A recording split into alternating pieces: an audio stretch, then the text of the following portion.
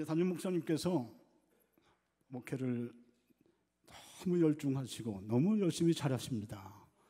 제가 이제 아버지 같은 나이니까 이렇게 말을 해도 신뢰가 안 될 거예요. 임 목사님이 신학교에서 공부도 잘하셨지만 해외 유학에서 에스베르 신학교 하면은 미국에서도 알아주는 아주 보수적인 그런 신학교입니다. 미국의 신학교 중에 뭐 다 좋은 게 아닙니다. 급진주의적인 신학을 하는 데도 있고 여러 가지 신학의 논조가 다른 그런 신학교들도 많이 있습니다. 저희 아들도 에스베르를 나왔습니다.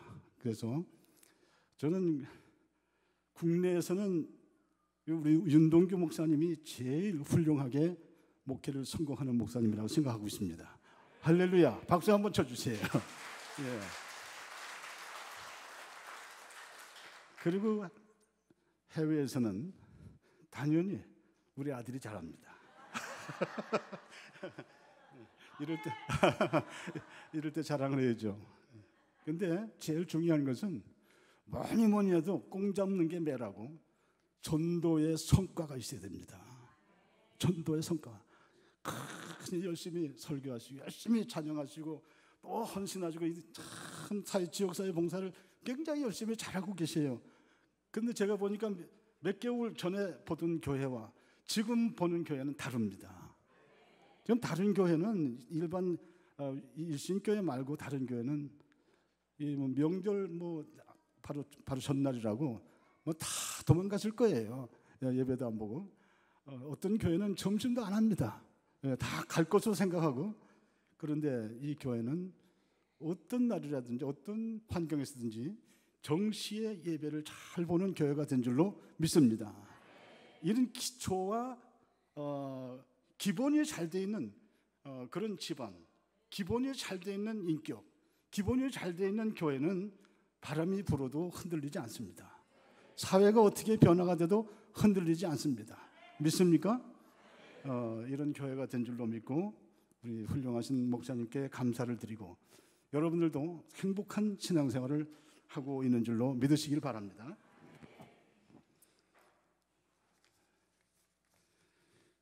오늘 갈릴리 해변에서 예수님께서 세례 요한이 붙잡혀서 목이 잘려 죽은 그 끔찍한 사건을 경험을 하십니다. 그리고 예수님께서는 갈릴리로 오셨어요. 그때 예수님께서 뭐라고 말씀하시냐면은 아주 중요한 말씀을 하고 있습니다. 오늘 본문의 바로 직전에 어떤 말씀이 나오냐면 이렇게 말씀하십니다. 요한이 잡힌 후 예수께서 갈릴리에 오셔서 하나님의 복음을 전파하여 이르시되 때가 찼고 하나님의 나라가 가까이 왔으니 회개하고 복음을 믿으라. 대단히 중요한 어떤 역사의 하나의 전환기점을 예고해 주셨습니다. 때가 찼다. 무슨 때가 찼다는 말입니까? 이제는 하나님의 역사가 임하는 그런 시점이 역사 속에 이루어졌다. 이렇게 말씀하시고 있는 것입니다. 그리고 나서 하신 것은 사람을 구하는 것이었습니다. 그 때에 맞춰서 일할 일꾼, 그 일꾼을 찾으시는데 하필이면 갈릴리 바닷가로 오셨어요. 예수님께서 필요한 인물은 수도 없이 다른 예루살렘 성전에 얼마나 그 랍비들이 많습니까? 똑똑한 사람들이 얼마나 많았겠습니까? 또 능력 있는 그런 직업인들도 많았을 것이고 학식과 교양에 많은 사람들도 있었을 것입니다. 그런데 예수님은 예루살렘으로 가지 않으셨습니다. 그리고 그 갈릴리 한적한 갈릴리 바닷가에 오셨던 것입니다. 거기서 사람을 만나는데 시몬과 안드레를 만났어요. 그리고 그들에게 하시는 말씀이 나를 따라오너라. 나를 따라오너라. 내가 너로 하여금 사람을 낚는 어부가 되게 하리라. 할렐루야. 오늘 이 의미심장한 때가 찼고 모든 사람들이 회개하고 하나님의 나라가 가까이 왔음을 인식하고 회개하고 복음을 믿어야 할 그 중요한 예수님의 선포가 있은 다음에 이렇게 어부들을 선택하시는 예수님을 볼 수가 있습니다. 나를 따라오라고 하는 이 말씀은 여러 가지 함축된 의미가 있습니다. 우리가 이 세상에서 어떤 일을 만났을 적에 괴로운 일을 당할 때도 있고 절망에 부딪힐 때도 있고 좌절감에 눈물을 흘릴 때도 있습니다.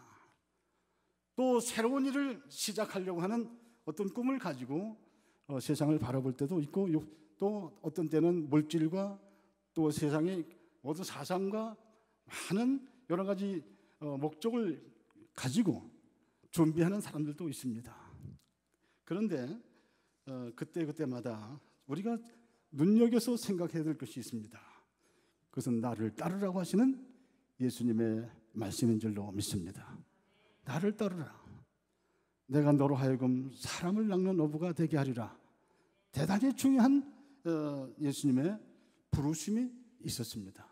이 복음의 전파는 대단히 중요한 일인데 그 가장 기초의 첫 번째는 부르심인 줄 믿습니다. 이걸 영어로는 콜링이라고 하죠. 하나님이 우리를 부르신다. 예수님이 나를 부르셨다.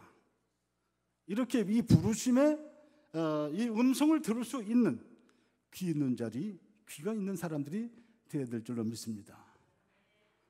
그러면 예수님은 이 공생의 3년의 시작 부분에서 왜 어부들을 선택을 했을까? 하필이면 왜 어부인가? 어부들에게는 이 세상의 어떤 것보다도 바다에서 자연을 경험하는 사람들입니다. 하늘에 그 빛나는 태양도 보고 또 밤하늘에 빛나는 별빛도 보고 달빛도 보고 그리고 조용하던 그 갈릴리 바다가 갑자기 몰아치는 풍랑이 일어나는 것도 보고 이것은 우리가 신약 성경을 읽어보면 복음의 시작이 바로 신약 성경의 시작은 바닷가에서 시작됐구나 하는 것을 볼 수가 있죠. 그리고 마지막에 요한복음 21장 그 맨 마지막 부분에도 마지막에 예수님이 실망하고선 고기잡이로 나갔던 베드로를 만나는 장면도 바로 바닷가로 가서 예수님이 그들에게 고기를 잡은 것을 구워서 먹이시고 네가 나를 사랑하느냐 사랑의 약속을 3번이나 고백을 하게 하는 예수님의 말씀이 있지 않습니까? 그래서 가만히 따져보니까 복음의 시작은 바다로부터 시작했고 복음의 마지막도 바다로 이제 마무리가 되는 것을 볼 수가 있습니다. 바다는 때로는 평안하지만 때로는 급격한 바람이 불어올 수 있고 또 생명의 위협을 느낄 수 있는 그런 변화무쌍한 그런 환경이 언제든지 있을 수 있는 장소입니다. 여기서 중요한 것은 어부들은 하늘을 바라본다는 것입니다. 하늘을 바라보고 방향을 찾고 하늘을 바라보고선 비가 올 것인지 내일은 어떻게 될 것인지 그 일기를 측정할 수 있는 것이 바로 자연 속에서 터득하는 그런 지혜가 이 바닷가에 사는 어부들 고기를 잡아서 먹고 사는 사람에게는 이러한 기본적인 지식이 있다는 것입니다. 그들은 아주 복잡한 계산을 하지 않습니다. 단순한 성격을 가지고 있습니다. 그래서 이러한 사람들을 예수님께서 찾아오시지 않았나 이렇게 자연스럽게 추리할 수가 있습니다. 예수님은 이 순박한 어부들을 만나셨습니다. 그들은 참으로 겉으로 볼 때 아무런 폼이 나지 않는 사람들이었습니다. 어떻게 보면 세상 사람들 가운데 좀 치인 사람들입니다. 제일 하등급에 있는 사람일지도 모릅니다. 무시당할 수도 있는 사람들입니다. 그러나 예수님은 그들을 찾아갔습니다. 그리고 나를 따라오라. 이제부터는 내가 고기를 낚는 어부가 아니라 사람을 낚는 어부가 될게 하시다. 여러분, 사람을 낚는 어부는 얼마나 중요한 문제입니까? 사람을 참으로 지도하고 사람을 이끌어내서 이 현실의 어려움 속에서 있는 문제를 해결하고 영원한 하늘의 만나를 먹을 수 있는 그런 산업으로 만드는 하늘의 이 세상 나라를 이제 복음화 시키는데 가장 중요한 제자로 삼으시겠다는 예수님의 말씀이 여기서부터 나타나고 있습니다. 왜 어부냐? 우리는 자명하게 생각할 수 있고, 지금 우리가 찬송을 하면서 주 하나님 지으신 모든 세계, 우리가 하나님의 나라를 그리워볼 때 이 엄청난 하나님의 위대한 창조의 세계를 보면서 그 창조 세계를 바라보면 우리는 자연스럽게 하나님을 만날 수가 있다는 거예요. 그리고 그 자연이 우리에게 가르쳐주는 것이 있고, 또 우리가 하나님의 이 지으신 만물을 통해서 하나님의 진리를 우리는 분명히 깨달을 수 있는 그런 교감이, 자연과 함께 우리는 자연의 일부분으로서 자연 속에서 진리를 우리가 택할 수가 있다는 그런 얘기입니다. 이 순박하고 자연과 더불어서 정직하게 우직하게 살아왔던 어부들, 그 어부들에게 고기는 잡을 것이 없는 상태에 있었고 빈 그물을 깃고 있었지만, 예수님은 그들을 만나셔서 나와 함께 일하자고 하시는 것입니다. 말씀하시되 나를 따라오너라, 내가 너희를 사람을 낚는 어부가 되게 하리라 하시니 그들이 그물을 버려두고 예수를 따르니라. 참, 예수님의 제자가 되겠다고 결단하고 가는 사람, 이 어부들을 보세요. 얼마나 단순합니까? 얼마나 우직합니까? 그분을 처음 만났는데 압도당해서 그분의 인격과 그분의 눈망울과 그분의 말씀의 그 소리를 들을 때에 이분이구나, 이분을 내가 따라가야 되겠구나 하는 이런 결단을 했다고 하는 것은 놀랍지 않습니까? 그것은 아마 여러분에게 찾아왔던 복음을 가지고 왔던 목사님이나 장로님이나 권사님들을 대할 때 이분이라면 내가 따라가야 되겠다, 이런 생각을 했던 단순한 결단과 비슷한 것이다, 이렇게 생각합니다. 오늘 우리가 이 말씀을 생각하면서 우리가 주님을 따랐던 그 제자들이 이 세상의 어떤 사람들보다도 대단히 중요한 일을 하고 생명을 구원하는 일을 하다가 마지막에는 예수님의 뒤를 이어서 십자가를 지고 따라갔던 그러한 일꾼이 되었다고 하는 것을 볼 수가 있습니다.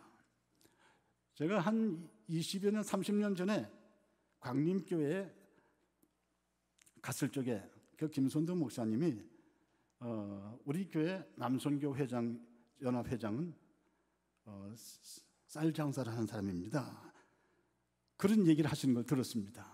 그건 깜짝 놀랐어요. 이렇게 강남에 굉장한 부자들, 굉장한 내로라 하는 학박사들이 많고 무슨 정치하는 사람, 별을 달고 온 사람 많았을 텐데 어떻게 남선교회 연합회 회장이 쌀장수를 하는 사람이 했단 말이에요. 나는 그것을 보면서 참 광림교회는 소망이 있는 교회구나, 이런 생각을 한 적이 있었습니다. 왜?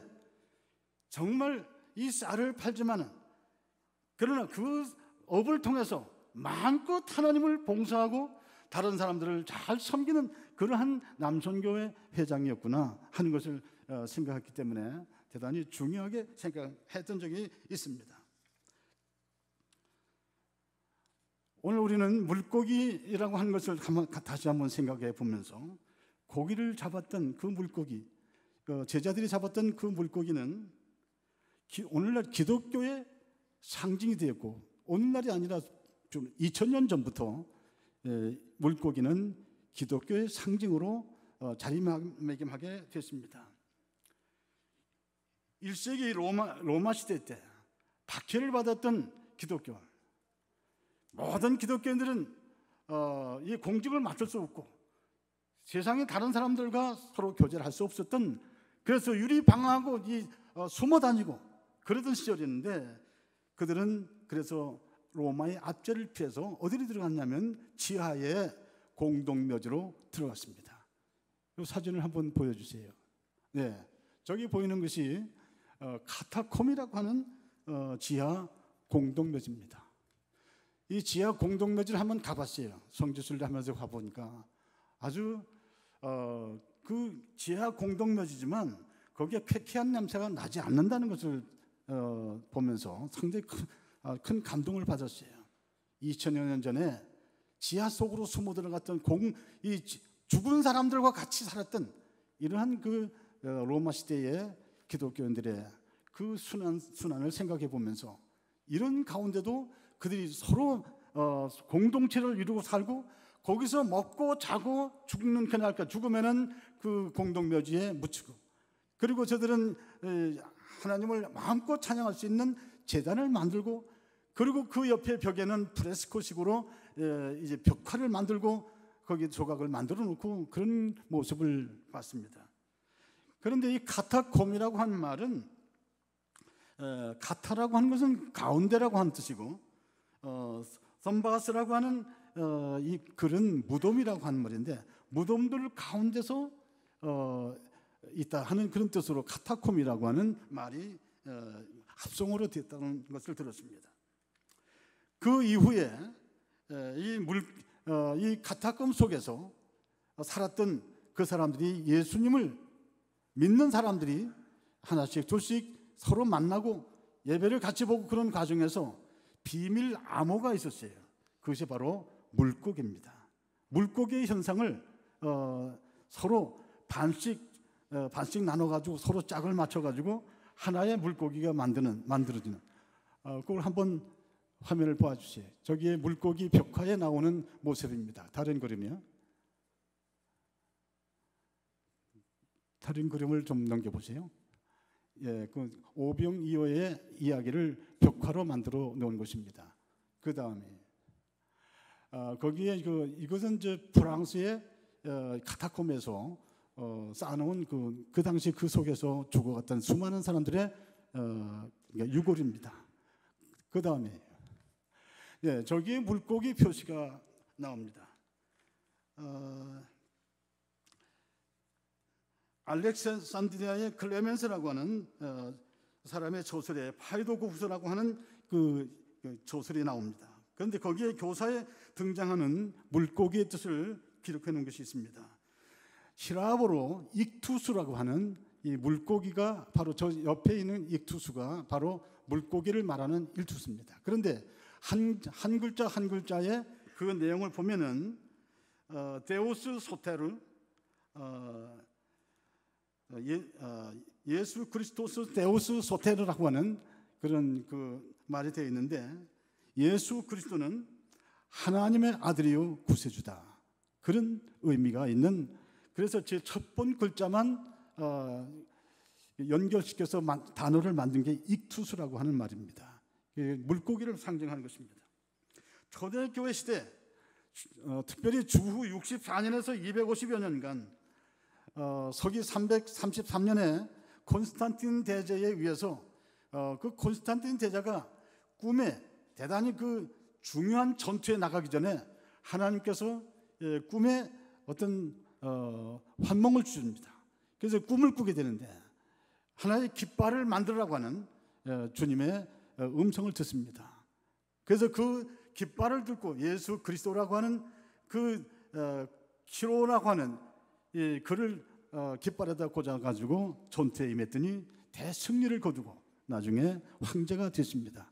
그래서 황제가 일단 되니까 그가 온 로마 판도에 그리스도교를 공인하게 됩니다.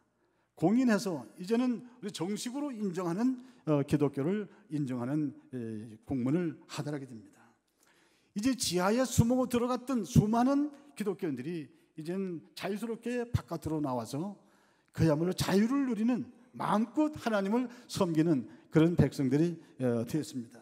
그 뒤로 말할 것도 없이 기독교가 전 세계의 종교로 로마 판도를 따라서 이제 기독교는 정말 위대한 종교가 되어간 줄로 믿으시기를 바랍니다. 세계의 복음화는 이렇게 해서 시작되게 되었습니다. 그렇게 해서 이 로마에서 시작된 기독교가 어디로 갑니까? 독일로 가서 독일을 변화시키고 또 영국으로 가서 영국을 변화시키고 영국에서 미국으로 건너가서 저 아메리카 제국 큰 땅이 복음화되는 역사가 돼서 오늘의 미국으로 그야말로 세계 초강대국이 되었습니다.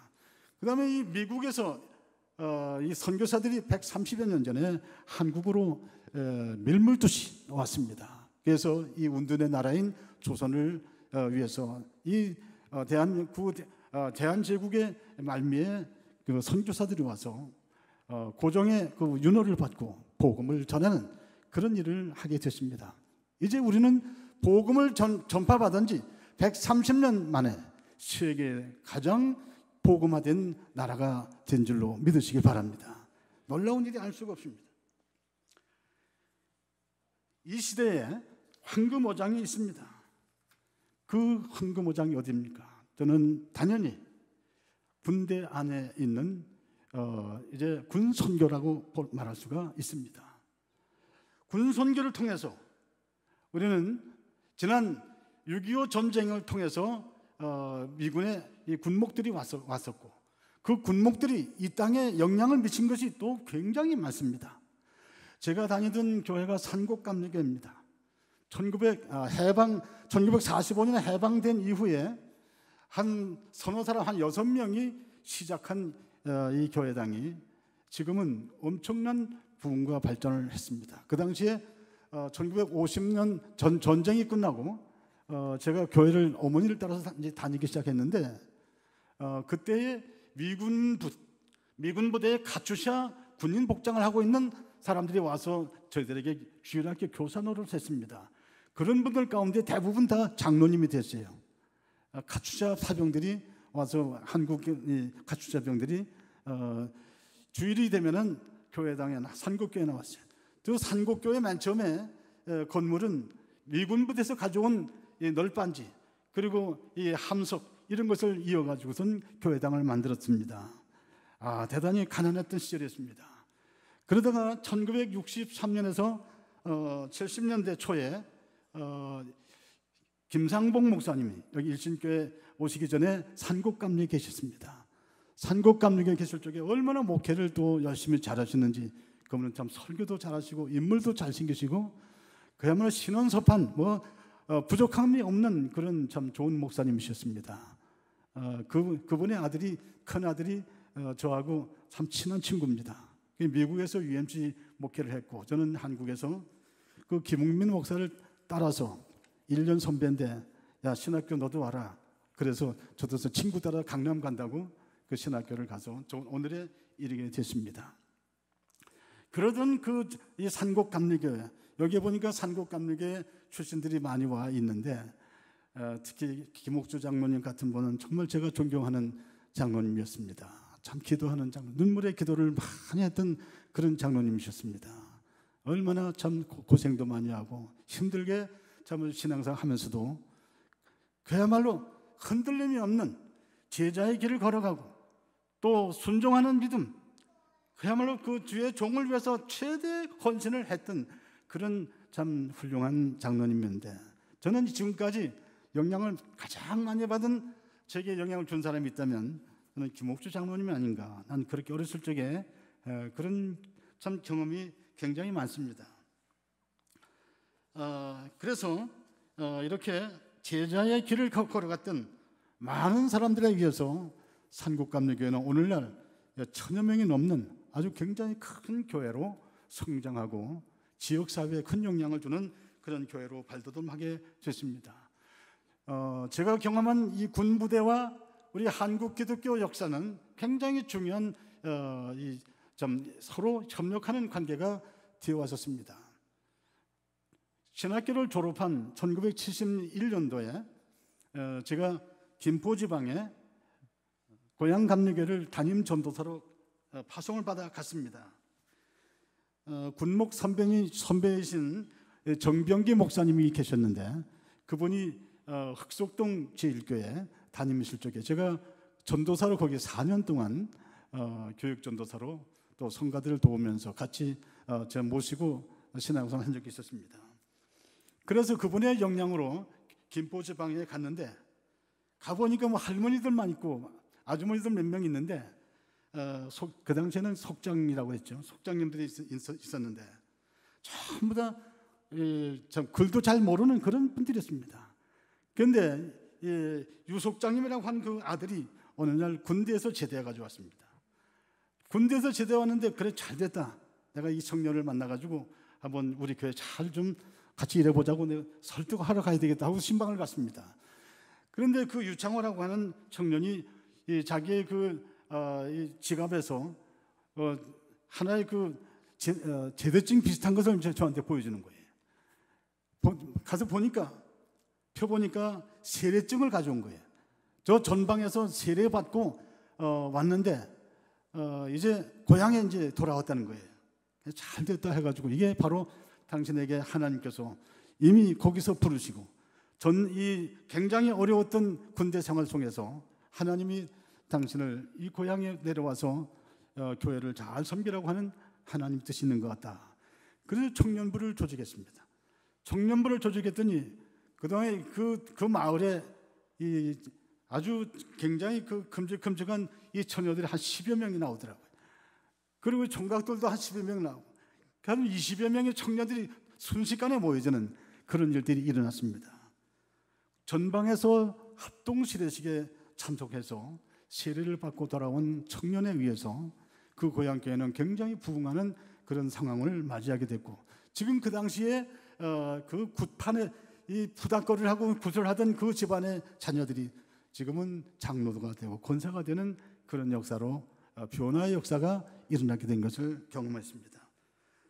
사랑하는 성도 여러분, 군선교를 통해서 우리는 군선교는 황금의 어장이라고 하는 것을 우리는 분명히 밝힐 수가 있는데, 지금 군선교 연합회에서 만든 조찬기도의 동영상을 여러분에게 잠깐 동영상으로 보여드리도록 하겠습니다.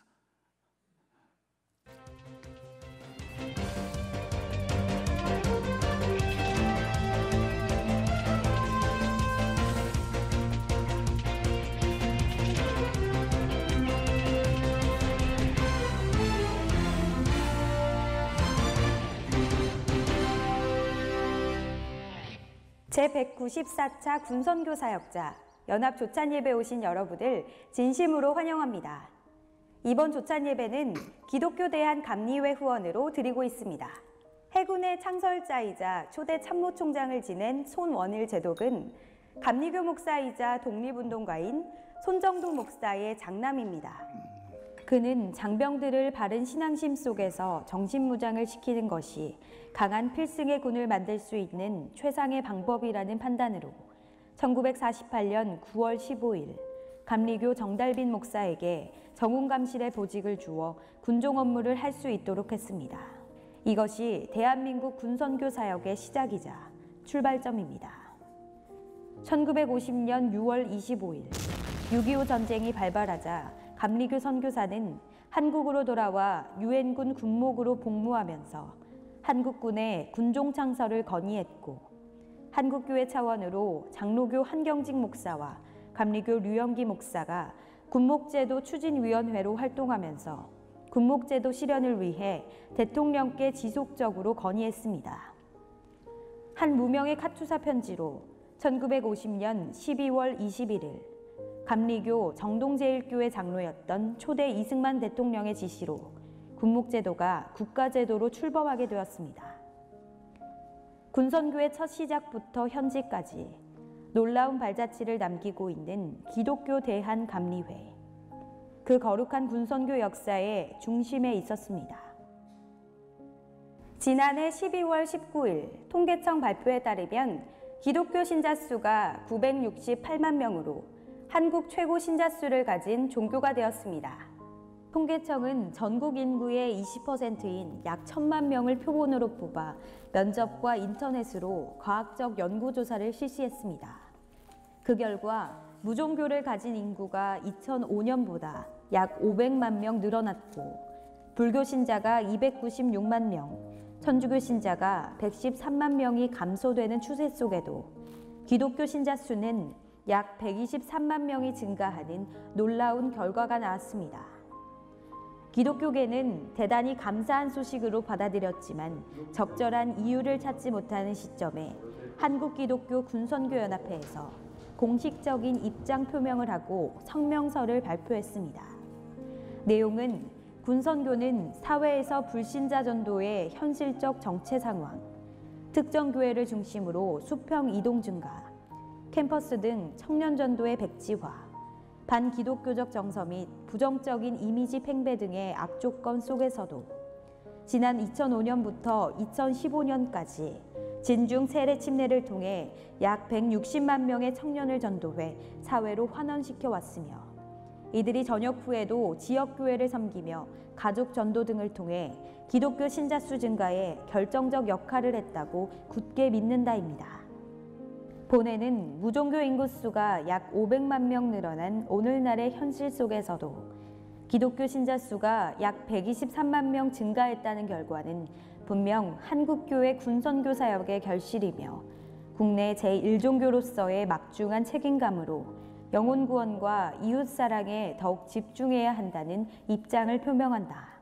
둘째, 본회는 지난 2005년부터 10년간 약 160만 명의 진중 세례 신자를 지역사회로 환원해온 군선교 사역이 분명히 기독교 신자 수 증가에 큰 영향력을 끼쳤다는 것을 확신하면서 한국교회 다음 세대를 향한 청년 전도 사역인 군선교 사역이 이 민족을 살리는 거룩한 하나님의 사역임을 표명한다.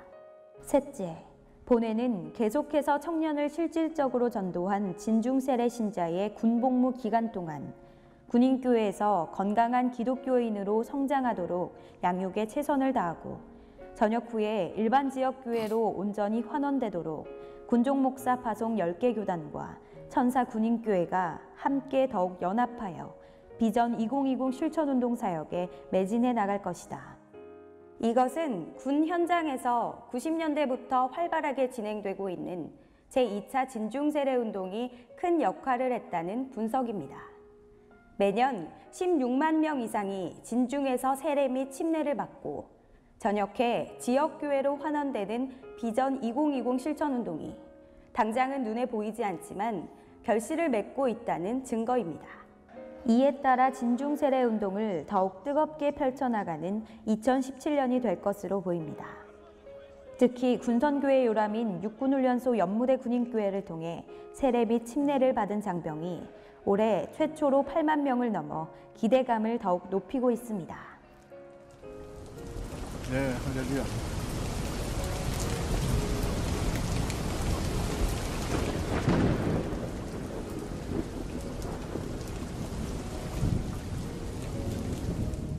존 웨슬리 목사님의 명언입니다.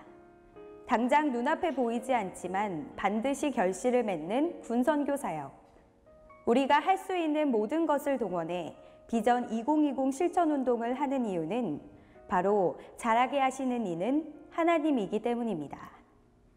군선교를 통해 많은 청년들을 전도하고 세례 주고 양육시키는 일은 한국교회의 미래임을 확신합니다. 감사합니다. 다음 달에 뵙겠습니다. 할렐루야, 감사합니다. 매년 논산훈련소에서만 세례받는 숫자가 8만 명이 넘습니다. 그리고 전체 군대 안에서 1년 동안 세례받는 사람은 아까 보도에서도 보는 것처럼 15만 명 이상이 전군에서 세례신자가 나옵니다. 그런데 놀라운 것은 논산훈련소의 8만 명 이상 중에서 과거에 교회를 안 다니던 청년들이 와서 세례받는 숫자가 50%가 넘는다는 얘기입니다. 이건 대단히 중요한 겁니다. 이러한 선교 황금오장이 어디 있겠습니까?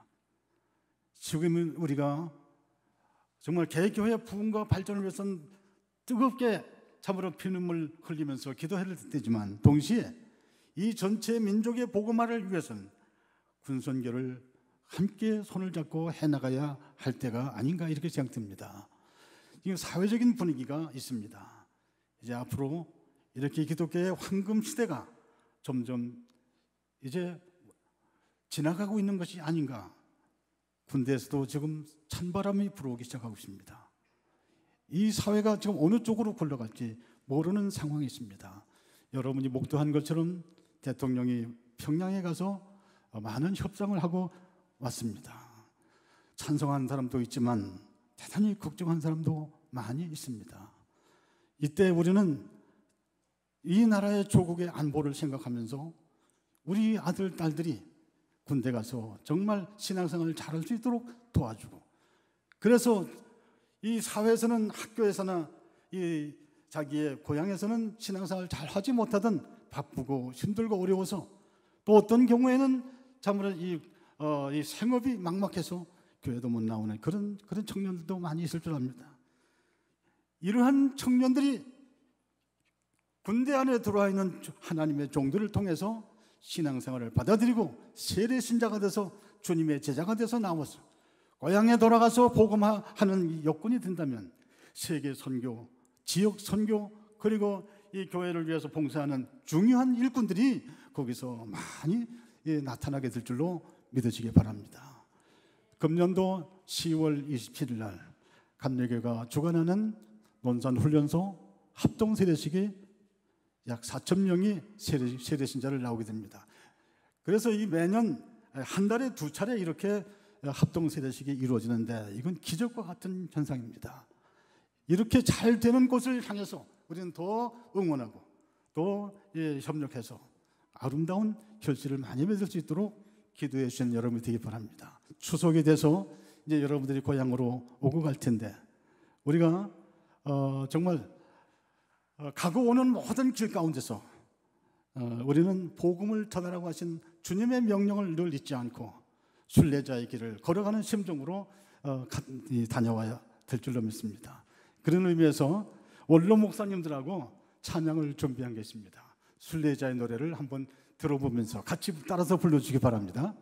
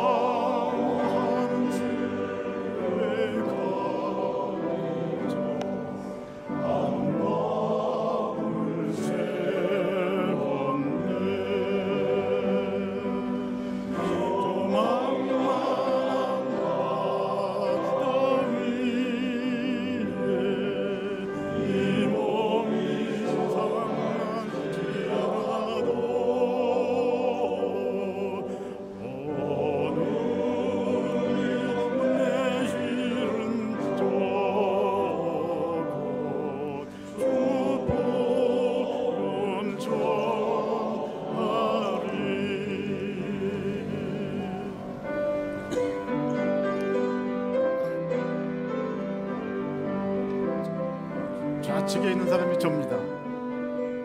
그리고 세 번째가 유창진 목사님입니다.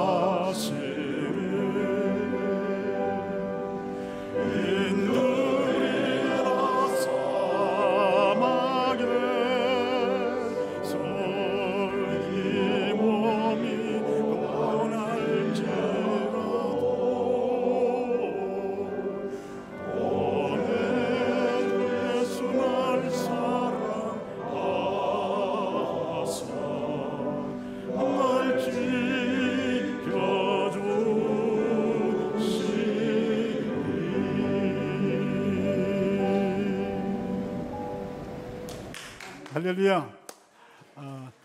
여러분들 이번 추석에 온 가족들이 모였을 적에 가족의 모든 식구들이 복음을 받아들일 수 있도록 전도하는 좋은 기회가 되기를 소망합니다. 감사합니다.